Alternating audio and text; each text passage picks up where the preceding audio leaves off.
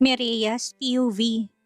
Nag-umpisa sa isang mainit na halik at muling nauwi sa pagtatalik ang namagitan sa kanilang dalawa ni Rovan. Hindi din alam ni Mireya kung anong nangyayari sa kanya at kung bakit muli na naman niyang pinagbigyan si Rovan sa mga bagay na gusto nito, lalo na sa sexual na paraan. Wala sa sariling dahan-dahan siyang bumangon. Tinitigan niyang gwapong mukha ni Rovan bago malungkot na ngumiti. Hindi niya na naman alam kung kailan sila magtatagal sa ganitong sitwasyon, pero isa lang ang sigurado ngayon. Tsak siya sa sarili niya na siya itong higit na masasaktan. Lalo na at may isang Feliz na nakapaligid lang sa kanila. Gusto niya na sanang iwasan itong si Rovan, pero paano nga ba? Lalo na't patuloy itong lumalapit sa kanya. Nagpa siyang tuluyan ng bumaba ng kama. Ramdam niyang pag-alog ng yate na sinasakyan nila, kaya muntik na siyang sumubsob sa pagbaba niya ng kama. Kinagilap niya ang kanyang mga kasuotan at isa-isang isinuot yon. Nang masiguro niya na maayos ng kanyang appearance, tuluyan na siyang lumabas ng silid. Tinahak niya ang isang medyo makipot na hallway at nakarating siya sa pinakadulong bahagi ng yate. Kaagad na sumalubong sa paningin niya ang walang hanggan na karagatan. Napakalawak nito at mukhang nasa gitna na talaga sila ng karagatan. Padilim na din ang buong paligid at mukhang malayo pa sila sa kanilang destinasyon. Inunit niya ang dalawa niyang kamay sabay pikit. Kisarap sa pakiramdam ang katahimikan sa buong paligid hanggang sa, "Oh, gising ng Disney Princess. Sa wakas, natapos din ang panlalandi mo kay Rovan." Isang galit na boses ang narinig niya. Si Feliz at nakangising naglalakad palapit sa kanya. "Ano na naman ang kailangan mo? Hanggang dito pa rin ba sa gitna ng karagatan? Gusto mo pa rin ng away?" Yamot niyang sagot dito. Malakas namang tumawa si Feliz na para bang isang baliw.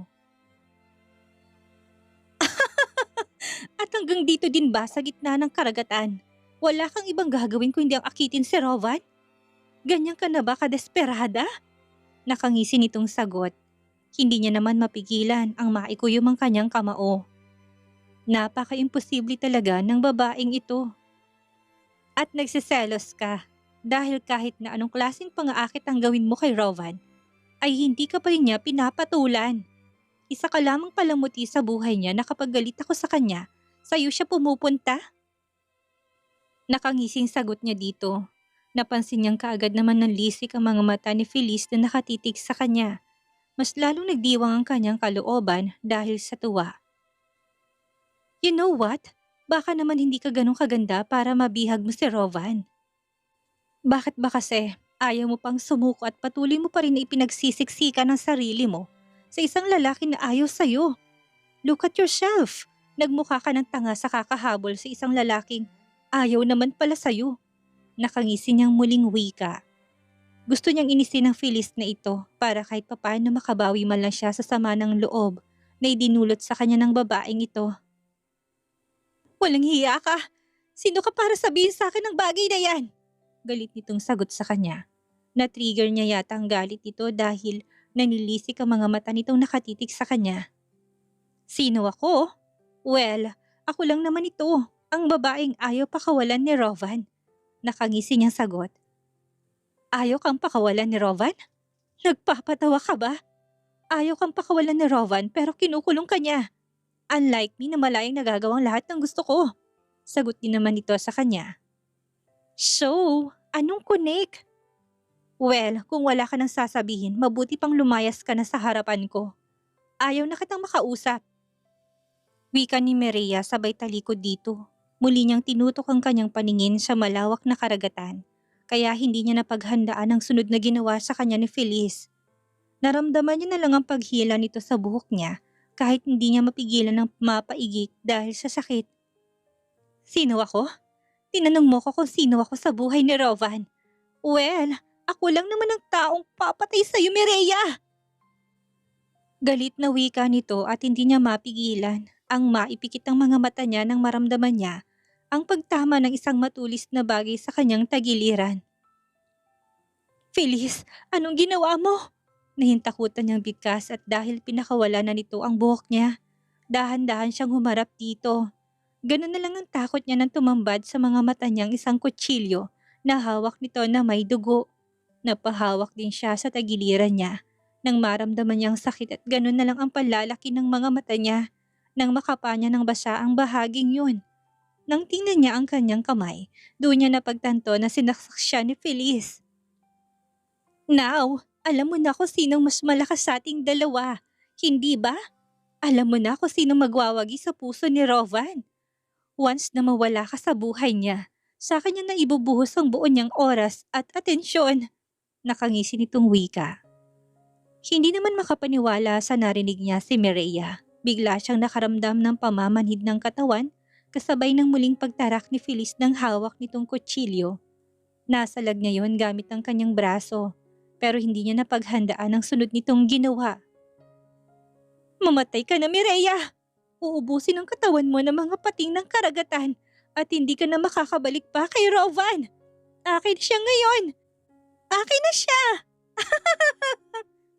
Tumatawang bigkas ni Feliz kasabay ng pagtulak niya kay Mireya na siyang dahilan kaya tuloy-tuloy na nahulog ang katawan nito sa dagat.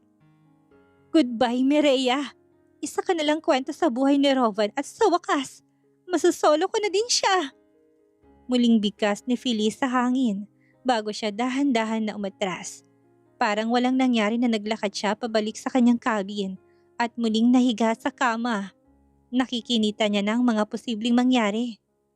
Patay na si Mireya at masosolo niya na si Rovan.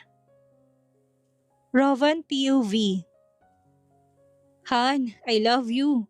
Nakangiting sambit ni Rovan habang hinihintay niyang isang babaeng naglalakad palapit sa kanya. Sa wakas, matutupad na rin ang matagal niyang inaasam, ang maiharap sa dambanang babaeng iniibig niya.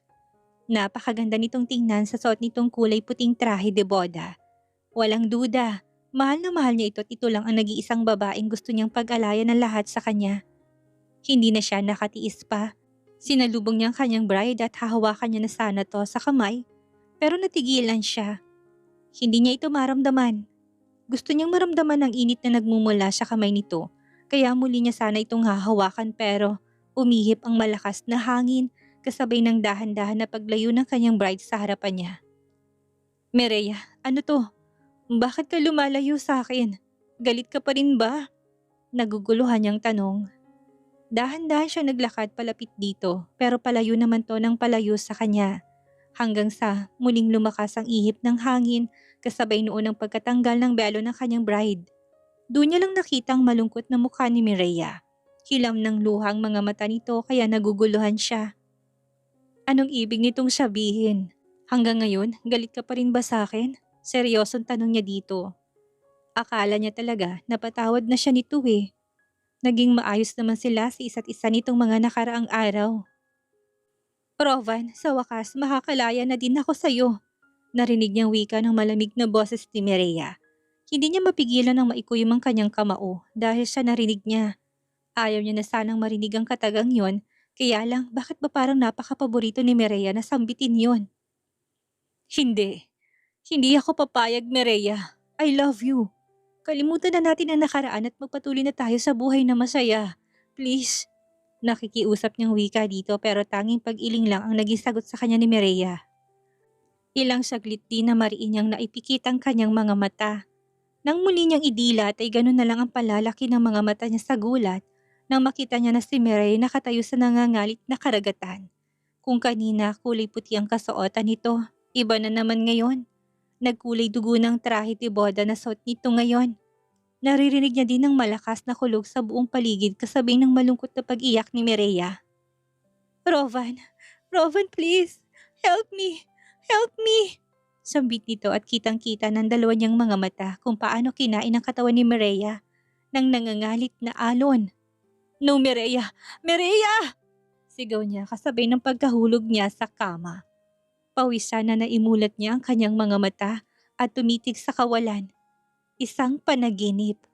Yes, doon niya napagtanto na nanaginip lang siya at nahulog siya sa kama.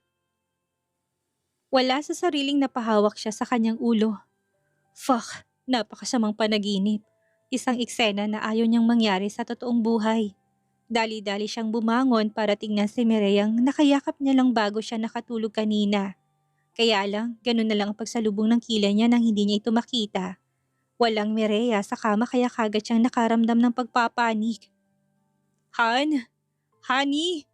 Tawag niya dito pero walang sumasagot. Nilibot niya pa nga ang paningin niya sa buong paligid at ganun na lang ang panlulumo niya na walang Mireya siyang nakita. Shit! Lumabas ba siya? Hindi niya man lang ako ginising para sana ma-guide ko siya sa buong yate. Mahina niyang sambit. Isa-isa niyang sinuot ang mga kasuotan niyang nahubad kani-kanina lang. At nang matapos yon, lumabas na siya ng cabin. Diretso siya ng upper deck para tingnan kung nandun ba si Mireya pero ganun na lang ang panlulumo niya nang wala siyang makitang Mireya. Han! Honey! Tawag niya dito. Wala siyang narinig na kahit na ano kaya naman doon na siya nakaramdam ng matinding pagpapanik. Shit! Nasaan siya? Nasaan si Mireya? Galit niyang bulong sa kanyang sarili. Muli siyang bumaba at sakto naman na may nakasalubong siyang isang crew kaya kaagad niya itong tinanong. Nakita mo ba si Mireya? Walang paligoy-ligoy niyang tanong dito. Napansin niyang tumigil ito sa paghakbang at nagbigay ng galang sa kanya. Good evening po Sir Rovan. Hindi po namin napapansin si ma'am. Magalang na sagot nito sa kanya. Hindi niya mapigilan ng maikuyom ang kanyang kamao. Napatitig siya sa madilim na karagatan bago siya muling nagsalita. Sabihin mo sa mga kasamahan mo na tulungan akong hanapin si Mireya. Utos niya dito na kaagad namang tumalima. Nilibot na yata ni Rovan ang buong yate at wala siyang nakitang kahit na anino ni Mireya. Lalo siyang nakaramdam ng takot. Napatitig siya sa malawak na karagatan kasabay ng paghuyom ng kanyang kamao. Boss, walang palatandaan na nasa paligid lang si ma'am. Balita sa kanya ng isa sa mga crew. Hindi naman mapigilan ni Rovan ang mapasabunot sa kanyang sarili. Nasaan si Mireya? Ano nangyari sa babaeng mahal na mahal niya? Hanggang sa lumipas ang buong magdamag, walang Mireya silang nakita. Tahimik si Rovan na umiinom ng alak nang biglang pumasok sa loob ng cabin niya si Feliz. Rovan, nabalitaan kong pagkawala ni Mireya at sana nasa maayos siyang kalagayan.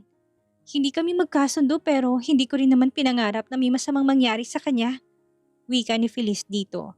Pero sa kaloob-looban ng puso ni Feliz, lihim siyang nagdiriwang. Goodbye Mireya na. Nagtagumpay ang plano niya. Sa wakas, masasolo niya na si Rovan. Sa bandang huli, siya pa rin ang nagwagi. 5 years later. Mommy! We're so excited! Sabi sa amin ni Daddy Ninong Jonas, uuwi na daw tayo ng Pilipinas.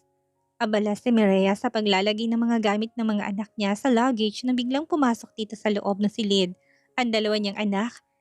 Hindi niya mapigilan ang mapangiti. 5 taon ang mabilis na lumipas pagkatapos ng insidente sa dagat at hindi niya akalain na mabubuhay pa siya. Yes, akala niya talaga mamamatay na siya ng oras na yon. Madilim ang karagatan nang saksakin siya ni Feliz at itinulak sa dagat. Kaya siya nahulog. Akala niya talaga katapusan niya na pero may awa ang Diyos. Mula sa hindi kalayuan ng yate ni Rovan, nandun din palang yate ni Jonas. Tahimik na nakamasid at pinapakiramdaman ng mga nangyari. Noong mga panahon na yon, nababaliw pa rin kasi si Jonas eh. Halos 1 taon daw itong nabuhay sa yate dahil pinagtataguan nito si Rovan. At nang malaman ito na pabalik sila ng isla para sa bakasyon, tahimik na sumunod ang yate ni Jonas sa yate nila. Gusto daw nitong makausap si Rovan ng masinsinan. Wala naman daw ibang hangad si Jonas noon kung hindi ang makita kung nasaan inilibing si Leticia. Masyado daw itong kinain ng matinding konsensya dahil sa nangyari kay Leticia.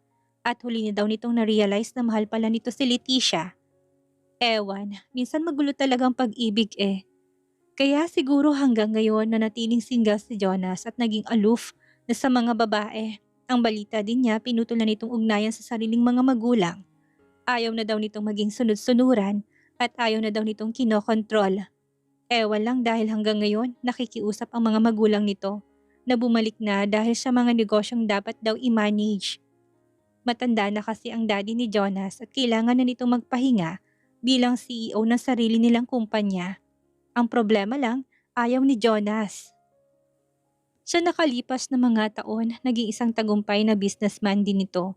Of course, dahil yun sa pagtutulungan nilang dalawa. Yes, naging magkasosyo silang dalawa ni Jonas sa iba't ibang negosyo na pinasok nila. Pinasok nilang fashion industry. May sarili na din silang garments factory at mga beauty products na pumatok all over the world. And now, uuwi sila ng Pinas para mas lalong expand ang business nila. Magtatayo sila ng warehouse at mas lalo pa nilang palalawakin ang kanilang negosyo. Tsaka wala din kasi siyang balak na palakihin ang anak niya sa bansang Europa. Gusto niya kasing yakapin din ng kambal niyang anak ang Filipino culture. Yes, sa hindi inaasahang pagkakataon, nabuntis siya ulit ni Rovan. Sa bagay, nag-sex silang dalawa ni Rovan bago ang trahedya sa yate kaya may posibilidad talaga na mabuntis siya. And here they are now.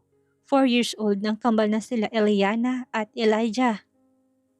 Mga anak niya na itinuturing niyang miracle dahil naisilang niyang malusog ang mga ito sa kabila ng mga pinagdadaanan niya. Hindi niya alam kung coincidence lang bang lahat-lahat dahil nang imulat niyang kanyang mga mata noon, mukha ni Jonas ang una niyang nasilayan. Ang akala niya nga noon ay napakamalas niya, lalo na't nakatakas nga siya kay Rovan, pero hindi naman pala dito. Naging savior niya si Jonas sa hindi inasahang pagkakataon at tatanawin niyang utang na loob yon habang buhay. Naalala niya pang ang sinabi nito sa kanya na halos 1 buwan daw siyang walang malay. Nakomatose siya dahil sa tama ng saksak sa kanyang katawan, pati na rin sa pagkalunod. Mabuti na lang talaga at nakasurvive siya, kung hindi, baka pati yung mga inosenteng sanggol na nag-umpisa ng mabuo sa kanyang sinapupunan ng sandaling iyon ay baka napahamak din. Mommy! Mommy! Naputol lang sa malalim na pagmumuni-muni si Mireya nang marinig niyang pagtawag sa kanya ni Elijah. Wala sa sariling napatitig siya dito, sabay ngiti. Yes baby, ano bang sabi mo ulit? Nakangiti niyang tanong dito. Are you with us po ba mommy? Bakit parang sad na naman yata kayo? Malambing namang tanong sa kanya ni Hana. Hindi niya din mapigilan ang mapangiti. Napaka-good observer talaga ng dalawa niyang anak. Hindi na talaga siya magtataka kung lumaki man ang mga to na matatalino. No, I am not malungkot babies. May iniisip lang si mommy kaya parang natutulala ako. By the way, nailagay niyo na ba sa box ang mga toys niyo? Nakangiting tanong niya sa mga to. Napansin niyang nagkatitigan pang dalawa bago sumagot. No po, sabi sa amin ni Daddy Ninong Jonas, hindi na daw namin kailangang bitbitin ng mga toys namin.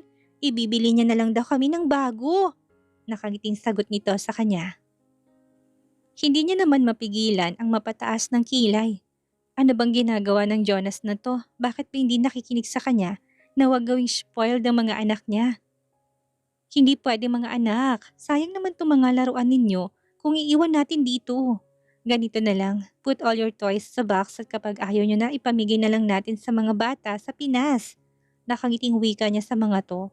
Muling nagkatinginan ng dalawa sabay tango. Okay po.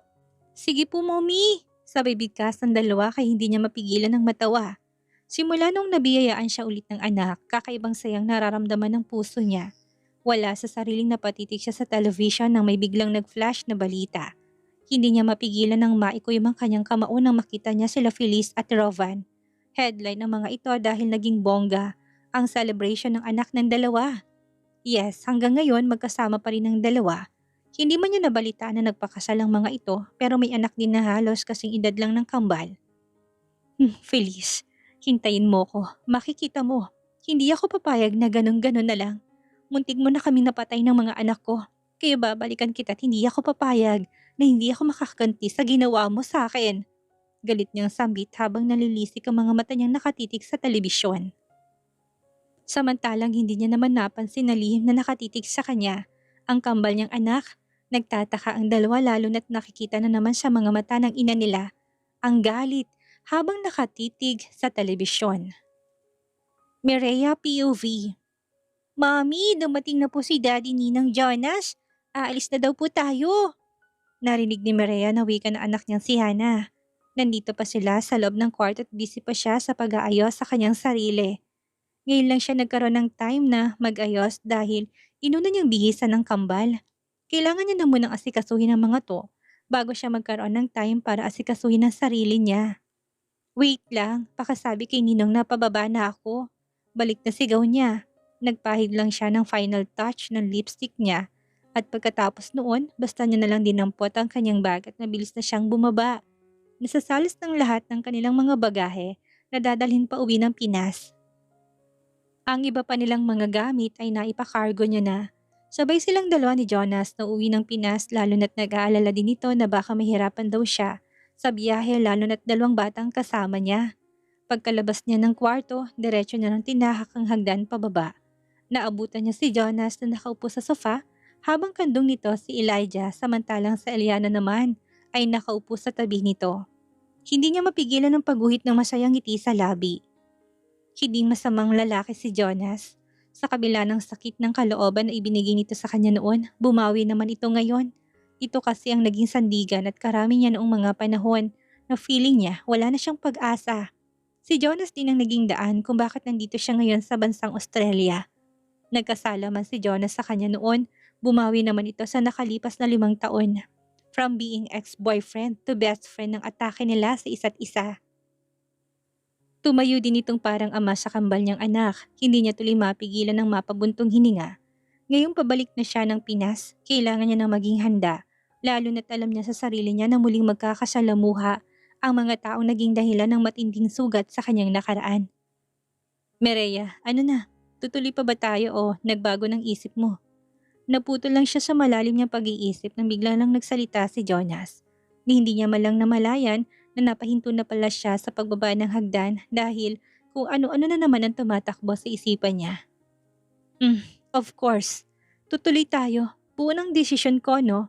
Nakangiting sagot niya dito. Good. Nasa kotse na rin ang mga gamit niyo kaya walang dahilan para umatras. Natatawa nitong sagot sa kanya. Hindi niya naman mapigilan ang mapairap dito. Ang laki na din talaga ng pinagbago ni Jonas ngayon. From being a bad boy, good boy na ito ngayon. The best ninong din sa mga anak niya. Magkasunod na silang lumabas ng bahay. Si Jonas na din mismong umalalay sa kambal para maisakay sa sasakyan. Kapag nasa paligid si Jonas, hindi talaga siya nahihirapan sa mga anak niya. Pagdating nila ng airport, kaagad na rin silang nag-check-in. Naghintay lang sila ng halos 1 oras at nag-boarding na rin sila. Naging maayos naman ang lahat. Naging smooth ang biyahe nila although first time ng mga anak niya ang bumiyahe ng medyo malayo. Naging maayos naman. Si Eliana walang ibang ginawa kundi ang matulog samantalang si Elijah naman ay abala sa kanyang phone. Actually, nililimitahan niyang kambal na gumamit ng phone pero dahil nasa biyahe sila, hinayaan niya na. Alam niya din kasi sa sarili niya na sobrang naboboard to sa haba ng biyahe eh. Madaling araw silang lumapag sa International Airport, Philippines. Gising na si Eliana samantalang si Elijah naman ay halata ang pagod sa cute nitong mukha. Inayos lang nila ang kanilang mga bagahe at dumiretso na sila sa immigration.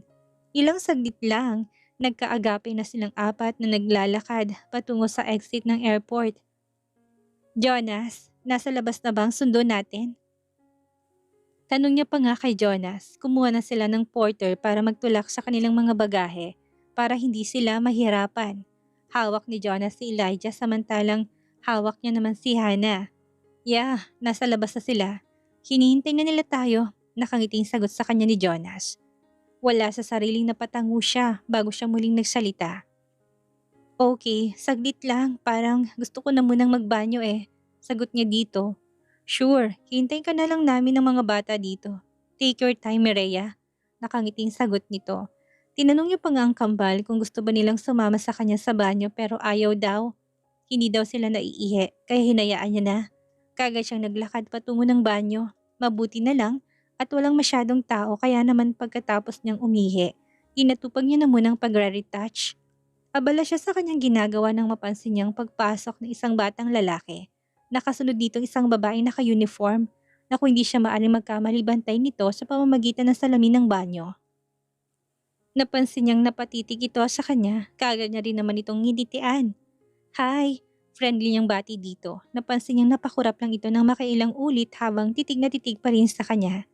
Hindi nag-response ang bata sa pagbati niyang iyon kaya nagkibit-balikat na lang siya.